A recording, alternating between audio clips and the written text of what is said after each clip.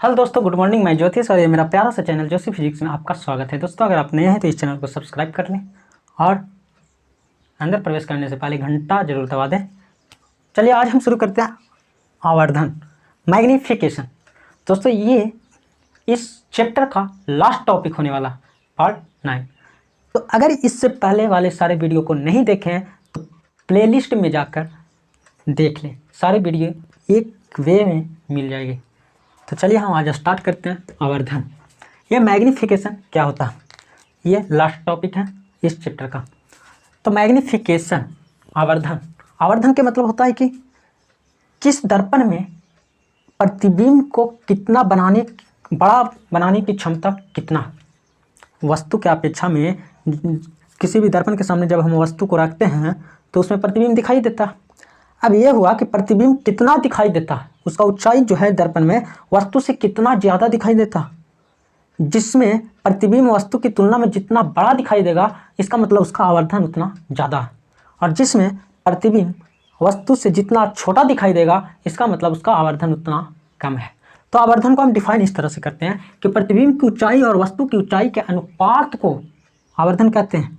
यदि वस्तु की ऊंचाई h और प्रतिबिंब की ऊंचाई h' हो तो आवर्धन बराबर प्रतिबिंब की ऊंचाई बटा वस्तु की ऊंचाई होता है, और इसे m से सूचित करते हैं तो m बराबर h' बटा h हो जाता है। ये एक फॉर्मूला। हम समझते हैं आवर्धन के बारे में कि होता क्या। आवर्धन का मतलब ये होता है कि उस जो प्रतिबिंब बना रहा है, मैग्नीफिकेशन बोलते हैं ना कि इसका मैग्नीफिकेशन कितना बड़ा, माइक्रोस्कोप का मैग्नीफिकेशन कितना बड़ा, ज़्यादा बड़ा, इसका मतलब ज़्यादा बड़ा कर सकता है। तो उसी तरह से दर्पण का अगर मैग्नीफिकेशन आवर्धन ज़्यादा बड़ा है तो इसका मतलब उसमें प्रतिबिंब बड़ा बनेगा, नहीं वस्तु की तुलना में बड़ा बनेगा। कोई बोल देगा m बराबर 2 है, इसका मतलब ये हुआ कि जो दर्पण है उसमें प्रतिबिंब जो बनेगा वस्तु से 2 गुना बड़ा बनेगा।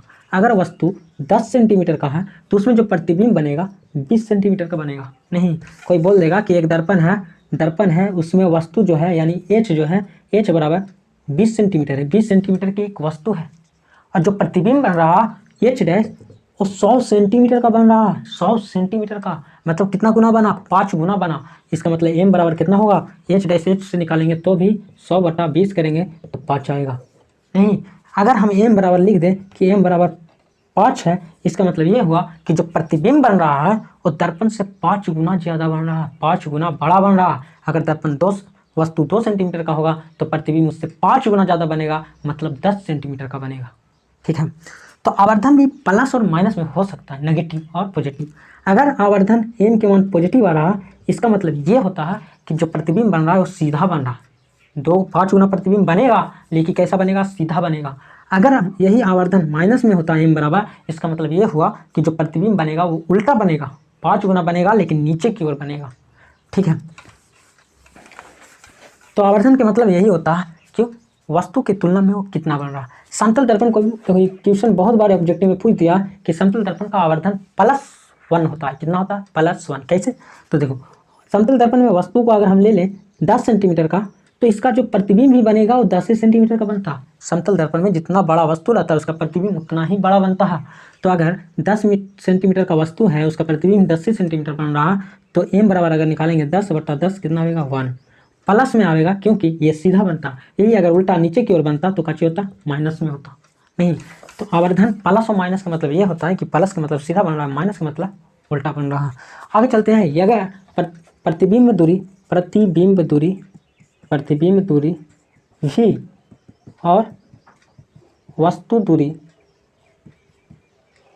u हो तो m बराबर -v बटा u भी होता है। इसमें क्या हुआ कि यदि प्रतिबिंब दूरी v हो और u हो, h और h' ना दे करके प्रतिबिंब दूरी और वस्तु दूरी दे दिया, तो उससे भी हम आवर्धन को निकाल सकते हैं। किस तरह से, तो m बराबर -v बटा u करके। चलिए हम प्रूफ करते हैं। m बराबर h' बटा h से प्रूफ करके लाते हैं m बराबर -v बटा u। तो आगे देखते रहिए। अगर इसे नोट करना है तो कॉपी में नोट कर लें।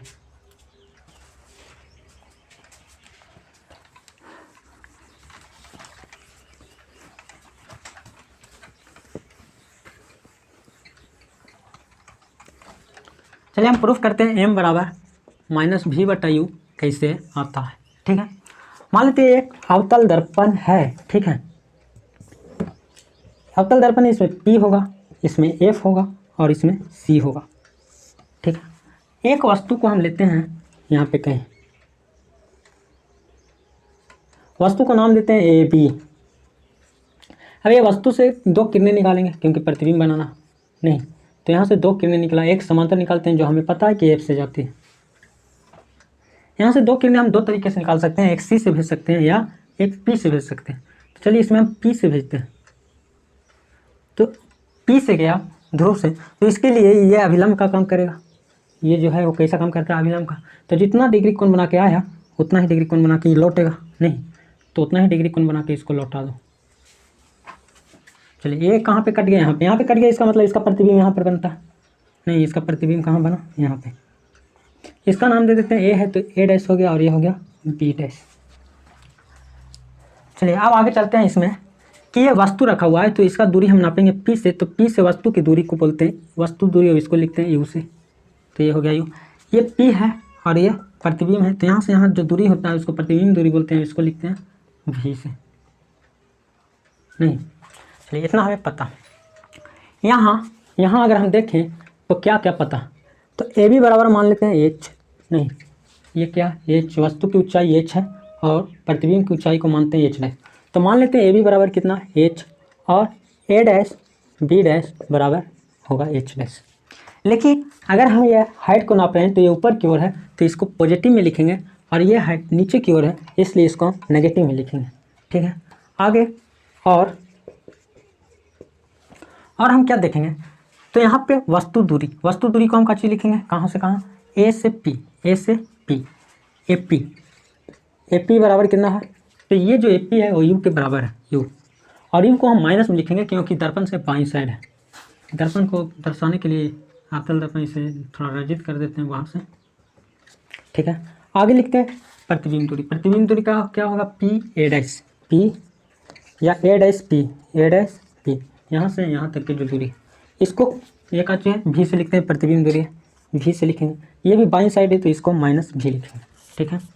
अब हम चलते हैं आगे, यहाँ पे दो त्रिभुज दिखाई दे रहा होगा, एक त्रिभुज ये,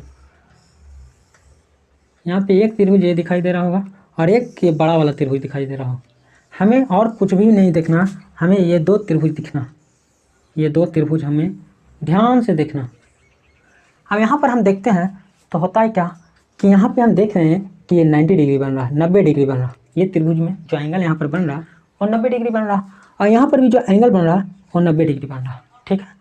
और इसमें क्या दिखाई दे रहा है, यहाँ पे जो आपतन कोण, इसको आई से लिखते हैं, इसको आर से लिखते हैं, और हमें पता है परावर्तन के नियम से कि आई और आर बराबर होता है, आपतन कोण परावर्तन कोण के बराबर होता है। तो दोनों त्रिभुज में हम ये देखते हैं, बड़ा और छोटा में, ये त्रिभुज में ये कोण इस कोण के बराबर हो गया और ये त्रिभुज में ये कोण इस कोण के बराबर हो गया, तो हम जानते हैं कि जो शेष कोण होता है वो भी आपस में बराबर होता है। तो जब ये त्रिभुज के तीनों कोण और ये त्रिभुज के तीनों कोण आपस में बराबर हो गया, इसका मतलब हम कह सकते हैं ये त्रिभुज इस त्रिभुज के समरूप है। आप क्लास 9th में पढ़े होंगे समरूपता, त्रिभुज की समरूपता, ये त्रिभुज दोनों समरूप है, दोनों एक जैसा। तो हम लिख सकते हैं आगे, यहाँ एंगल त्रिभुज ए बी टी तथा त्रिभुज ए डैश बी डैश पी में, नहीं क्या, तो एंगल बी ए पी बराबर हो जाएगा एंगल बी डैश ए डैश पी का, एंगल बी ए पी बराबर हो जाएगा बी डैश ए डैश पी का, ये एंगल इसके बराबर हो जाएगा। कैसे बराबर हुआ, तो 90 डिग्री से, ठीक है। आगे हम चलते हैं, तो angle B P A dash, angle B P A dash बराबर हो जाएगा angle B dash P A dash का, B dash P A dash का, कहाँ से, तो आई बराबर आर, हम जानते हैं आई बराबर आर होता। अब जब दो कोण बराबर हो जाता है तो तीसरा शेष कोण से बराबर हो जाता है, और इसलिए त्रिभुज ए बी पी तथा त्रिभुज ए डैश बी डैश पी समरूप है। कैसा, समरूप होगा। जब ये त्रिभुज समरूप होगा तो समरूपता हमें लिखने आता कि इतना बराबर इतना नहीं, त्रिभुज ए में ए बी पी में ए के सामने वाला अगर हम भुजा देंगे तो इसका तो कोई काम नहीं है, तो उसको छोड़ देते हैं। बी के सामने वाला अगर हम लिखेंगे बी के सामने वाला, तो बी के छोटा त्रिभुज अगर बी के सामने वाला देखें तो इस भुजा को लिखेंगे तो हो जाएगा ए पी। क्या होगा? A P. यही बड़ा त्रिभुज में बी डैश के सामने वाला देखेंगे तो भुजा को लिखेंगे ए dash P, A dash P. बराबर करेंगे आगे पी, तो छोटा में पी के सामने वाला भुजा को लिखेंगे ए बी, और यही पी समरूप है पी का बड़ा में, तो बड़ा में पी के सामने वाला को लिखेंगे ए डैश बी डैश। चलिए, ये हम समरूपता से लिखते हैं। अगर ये आपको समझ में नहीं आ रहा होगा तो आप 9th क्लास छोड़ दिए होंगे या तो फिर क्लास 10 में नहीं पढ़े होंगे। तो चलिए आगे। अब ए पी बटा A dash P, A P बराबर यहाँ से लिखते हैं ए पी बराबर माइनस यू है और ए डैश पी माइनस भी है, बराबर ए बी बराबर प्लस एच है और A dash B dash minus H है। यहाँ से माइनस माइनस कट जाएगा और ए डैश बी डैश का जो था माइनस एच डैश था नहीं। अब ये दोनों को हम सीधा कर देते हैं, तो अगर ये दोनों को सीधा करेंगे तो ये भी बटा यू हो जाएगा और यहाँ हो जाएगा माइनस एच डैश बटा एच। ऐसा करते हैं कि माइनस को इधर ले आते हैं, तो ये हो जाएगा माइनस भी बटा यू और ये हो जाएगा एच डैश बटा एच, और एच डैश बटा एच को हम एम लिख सकते हैं, एच डैश बटा एच को, क्योंकि एम बराबर होता है एच डैश बटा एच, ये हमको पता। तो एच डैश बटा एच को एम लिख सकते हैं और ये माइनस भी बटा यू, मतलब हम कह सकते हैं एम बराबर माइनस भी बटा यू। प्रूफ हो गया। आई होप कि आपको समझ में आ गया होगा।